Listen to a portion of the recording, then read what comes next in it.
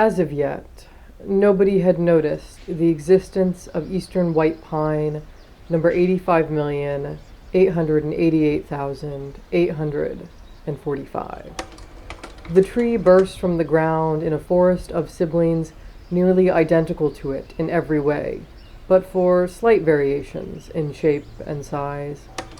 Together, 8588845 and its brethren made up the densely packed forest surrounding a town the local humans called Lynn, Massachusetts. Despite the tree's close location to civilization, it had never seen a human in the flesh. Whispered stories of men with loud, unnatural machines drifted from tree to tree through the brisk air. The birds that took refuge in 8588845's branches twittered about stories of humans that attacked the small creatures without mercy, but also those that were of a softer, kinder nature and left gifts. Seeds, nuts, even pieces of string or cloth for a nest. 8588845 wasn't sure what to think of these stories. Were the humans good? Were they bad? And decided to remain undecided on the matter of humans until it had met one. In 8588845's mind, that day would probably never come. Seasons rolled by, and as the tree grew taller and fuller, it found itself home to a menagerie of woodland creatures. Fox squirrels, blue jays, raccoons, hares, owls, spiders, moths, and even the odd snake or two found warmth in its embrace. The tree loved all its visitors, including the woodpeckers that pecked at its bark and the squirrels that squabbled in its branches. The tree battled snowstorms, thunderstorms, the dry heat of summer, and even winds that threatened to uproot the tree from its very spot. No matter the inclement weather or unruly tenants, 8588845 stood strong through it all. The tree was used to the sounds of the forest and the whispers of the wind that brought news from faraway places. On one seemingly ordinary and perfectly normal winter's day, those whispers declared that something strange was happening in the forest. There were trees, many of whom 8588845 had heard from just a day or two ago through the wind's whispers, that were suddenly disappearing. It was the trees that noticed the changes first. Then the animals in 8588845's branches went quiet, ears waiting and listening for the confirmation of what they sensed in their bones. Man was here. The evacuation began. The animals flew, scurried, and ran, abandoning their home in 8588845's arms. For a moment, the forest was eerily silent. But there was no time to mourn the loss of the tree's many furry friends. For a human man in a stiff jacket was staring up at 8588845. "This one, quickly!" the man called out to the other humans nearby, who hoisted a large metal contraption with teeth on their shoulders. As the metal teeth of the contraption ground against 8588845's trunk, the tree struggled to remain undecided on its feelings toward the humans. The tree would rather have had 1,000 woodpeckers pecking away at it than to endure pain like this. But what of the nice humans? The ones with the bird treats and the bits of strings? Where were they? In no time at all, 8588845 crashed to the snow-covered ground. Whispers of fright blew through the wind, warning the other trees of their own impending downfall. The men yanked 8588845 by what remained of its trunk, hoisting the tree into the bed of a horse-drawn sleigh. A solitary stump and a trail of pine needles were all that remained as the men climbed into the carriage and took 8588845 away. The sounds of the forest soon disappeared, replaced with the noise of men talking and horses clomping down slushy streets. Eventually, the carriage carrying the tree stopped on a street corner by a tall and slim building. Just as quickly as they had stolen away 8588845 from its home, the men now yanked the tree from the carriage, depositing it amongst a line of trees that had clearly undergone similar treatment. The winds were much quieter here than they were in the forest. The other trees barely uttered a whisper. And 8588845 wasn't sure if it was because of their fear or their greatly reduced energy. Even 8588845 felt different, like the tree's limbs were suddenly too heavy to hold up without drooping slightly. A man appeared early the next morning, ringing a bell and crying out for others to, "Come one, come all, buy a Christmas tree." 8588845 didn't know what a Christmas was, but soon gaggles of humans had appeared to poke, prod, and ponder the line of trees. "This one's too wide," a woman expressed with displeasure as she yanked some needles from 8588845's arms. For much of the rest of the day, the tree sat, as families of humans, one by one, selected other trees from the line. By the time the sun had set once more, there were only a dozen or so trees left to peruse. 8588845 still wasn't quite sure what a Christmas tree was, but it was starting to dawn on the tree that it apparently now was one. Many little girls and boys had passed by the tree's limbs, some patting 8588845 kindly, and others ripping pieces from it with glee. But none had fallen so directly into 8588845's waiting arms than the little girl in the red hat. "Annabeth," an older woman struggling to drag two other children with her yelled from afar. "Pick yourself up at once!" The little girl pushed her way out of 8588845's branches, and for a moment the tree missed the feeling of having a friend in its embrace. No birds or squirrels or raccoons dared come visit 8588845 here. "Thank you," the little girl whispered, staring up at the tree. "You're very prickly." "Don't talk to a tree," the older woman said as she looked the tree up and down. "People will think you're mad." "This one's ugly," one of the little boys in the woman's arms yelled. His messy red hair was vibrant even in the dim light of the nearby gas lamps. "You're ugly," the other little boy, this one with black hair and a missing front tooth, hollered back. "Mother, Jimmy called me ugly," screeched the red-headed one. "That is quite enough," the older woman, clearly the mother of this brood, snapped. She waved to the man working the tree stand, catching his eye. "This one will be fine, thank you," she said to the man, who effortlessly hoisted 8588845 onto his shoulders. After a very bumpy ride on the back of the carriage, the tree was brought into a peculiar location. The place had an unusually hard ground, with no dirt or leaves or bugs to be seen. There was also no sight of the sky. Overhead were only planks of wood and a glowing orb that mimicked the sun. It was also delightfully toasty warm inside. "It's wonderful," the little girl cheered as she gazed up at the corner of the room where 8588845 was propped up.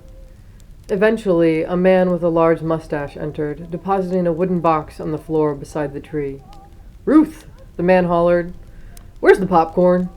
"Coming right now, sir," a middle-aged woman said cheerily as she entered the room, bringing popcorn and spools of string.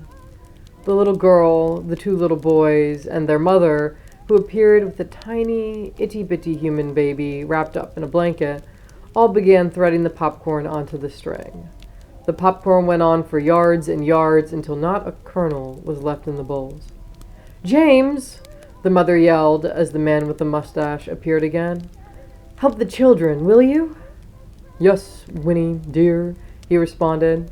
The man, James, and the children then began doing a very odd thing. They wrapped the garland of popcorn around the tree. 858845 had never heard of such a silly thing, but found that it quite enjoyed the feeling. From there, odd bits and bobs were hung up, adorning the tree's limbs. A heart-shaped picture frame was hung from one branch, and a plush singing angel was hung from another. 858845 found it all to be quite the novelty. After the popcorn and the little toys had been hung, a man in a suit brought out a collection of oddly shaped bronze items for James. Ever so carefully, he took the long metal items and balanced them on the tree, so that the small cup that was on the end of each one was facing upwards. Winnie then placed a thin candle in the cupped end of each metal rod. It was far too late when 858845 realized what exactly these rods and candles were for. With the strike of a match, Winnie and James lit the candles on the tree's limbs. 858845 was horrified as the warmth from the fire crept up its branches. One thing that every tree learned, and learned fast, was that fire was not to be toyed with. One touch from the stuff could set an entire forest ablaze in minutes. 858845 could feel its limbs trembling with fear. Not that the humans could see. But as the little girl stared up at the tree with firelight in her eyes and a grin upon her face, 858845 found its courage. The warmth from the little fires had even grown nice, at least when the hot wax from the candles wasn't spilling over the candle holders and onto its limbs. Despite 858845's earlier interactions with the humans, having almost convinced the tree that they were awful, horrible beings, the tree found that it quite liked these ones, especially the little girl, who was now bundled up underneath its branches, fast asleep on the floor. It had been so long since any human or animal had slept in or under 858845's arms. The poor tree had nearly forgotten what it felt like. As the days passed, the tree found itself at the center of the hustle and bustle of holiday life. Boxes wrapped in tan paper appeared beneath 858845's branches, and the tree swore to do anything to protect those mysterious little packages that the children looked at with such joy. Each night, Winnie would light the candles around 858845's branches, and the tree would do its best to muster up its courage and make it through the occasion. The sounds of James playing the piano nearby and the children singing songs of good cheer helped to soothe the tree's worries. Eventually, a night came where the children were more energetic than usual and unusually interested in going to sleep out of excitement for next morning. What next morning would bring, 858845 didn't know. With the children asleep, James added extra wrapped packages beneath 858845's branches, including a strange hat box that made a yipping noise every now and then.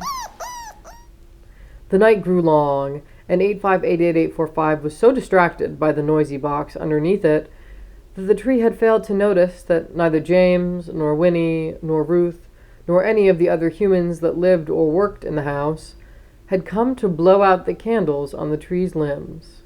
As the quiet yipping continued, a little nose began to pop out from under the top of the hat box. A set of eyes and floppy ears followed. 858845 had only seen these creatures once or twice while lined up with the other trees on the street corner, but it knew that this must be a younger, tinier version of the dogs it had seen back then.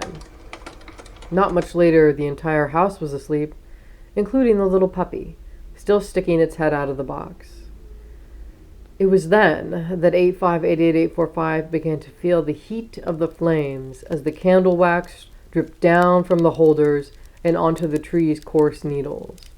The flame on one of the candles was getting worryingly close to its end, and 858845 wished it could call for someone, anyone, to come snuff out the little flames. For a while, the tree thought that maybe, just maybe, the candles would make it through the night. Then tiny tendrils of smoke wafted into the air.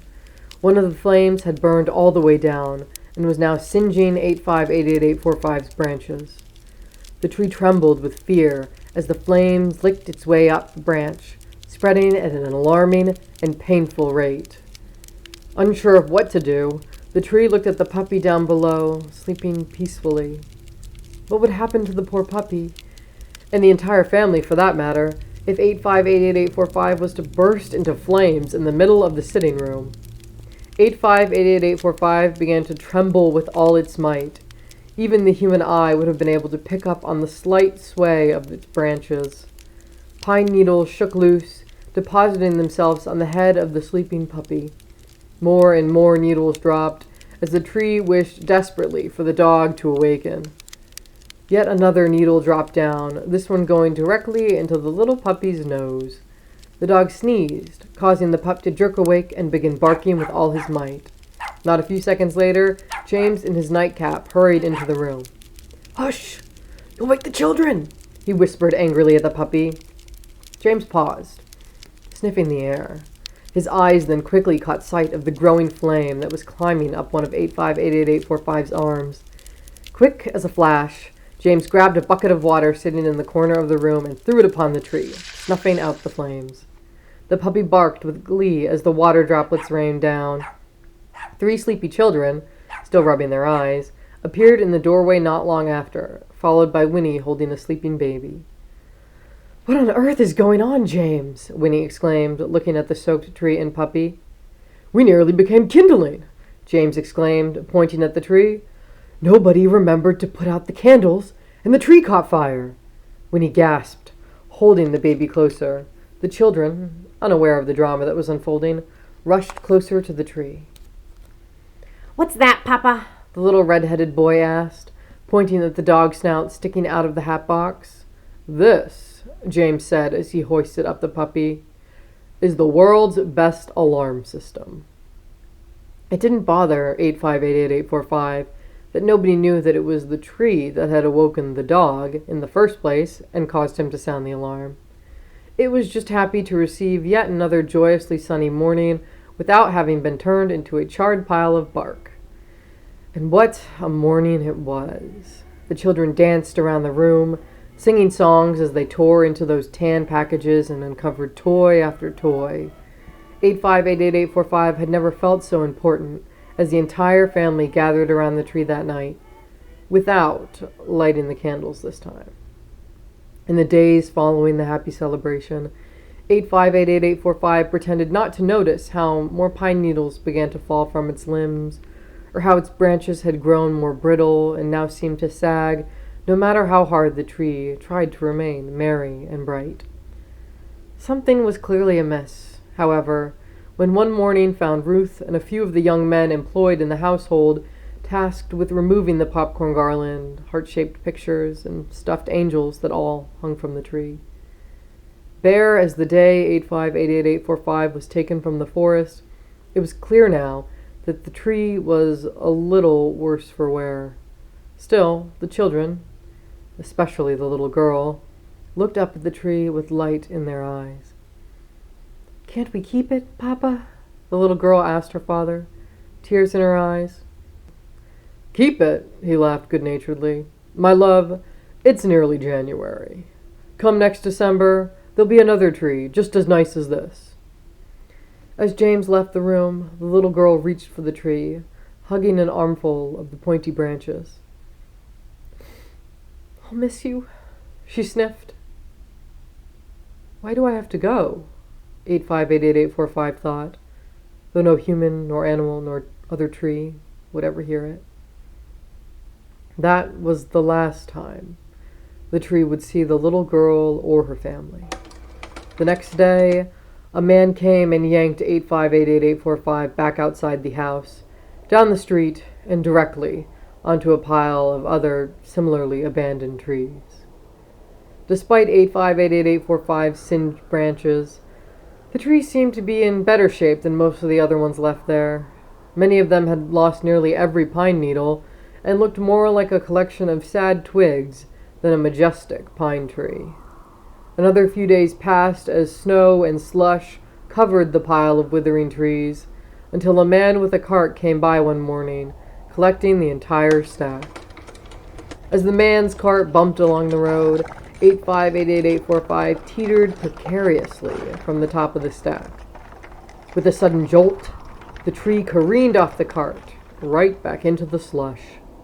8588845 wasn't sure what was worse, being stacked on the cart or being here, all on its own. Days passed, maybe even weeks. 8588845 had no way of knowing. The only clue that time was passing at all was the setting and rising of the sun and the way the needles fell off the tree's branches until not a one was left. 8588845 had never felt worse. Was this it?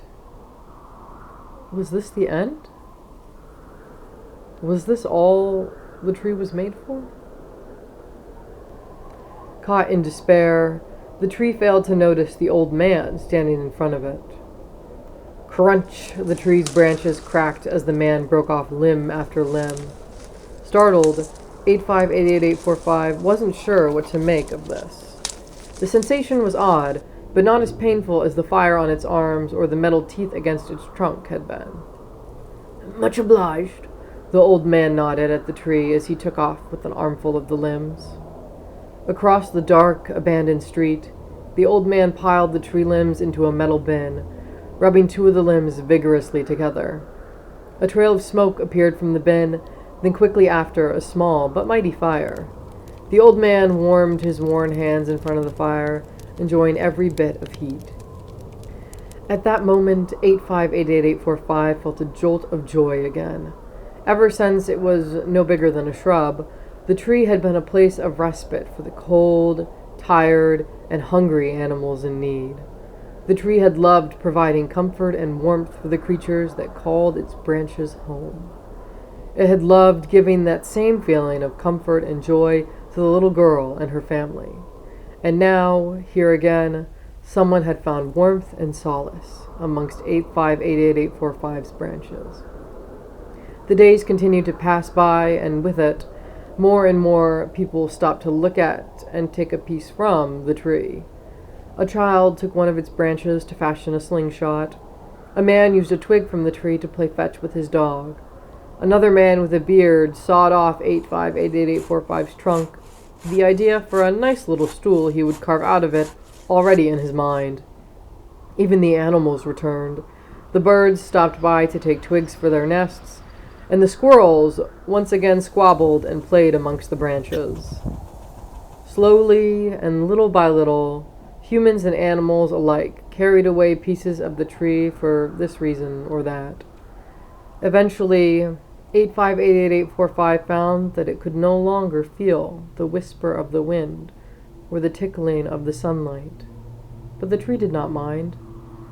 Though it was now just a pile of sticks left on the side of the road, 8588845 had never felt so loved or so whole. With time, only one lone twig remained of 8588845, and that, too, was eventually picked up, used to write an S+H in the ground, and deposited into a jacket pocket. Snow and rain and sun and moonlight all blared down upon that spot where 8588845 had been as the months and seasons passed by and the world continued to move on. Sometimes it felt as if the tree had never even existed. The twigs used for kindling were dust in the wind, and the ones for dog toys and walking sticks eventually met the same fate. But even as what remained of 8588845 turned into nothingness, there, somehow, still it remained. The little girl grew to the point where she was no longer a little girl and had children and grandchildren of her own, and yet there the memory of the best Christmas tree her young eyes had ever seen lived on. What 8588845 had loved most about life was not the act of living itself, but the comfort and love that the act of living had allowed it to share. As time wore on, nothing remained of 8588845, but that was okay. In small ways, in memories of warmth and joy and harmony and happiness, 8588845 was everywhere. Deep in the depths of the forest, where men did not often travel, there was a spot which had once been a tree and had then been a stump, that was now a uniquely perfect place for new life to grow. And grow it did. As of yet, nobody had noticed the existence of the small but mighty eastern white pine, number 198,824,948. But someday, somewhere, someone certainly would.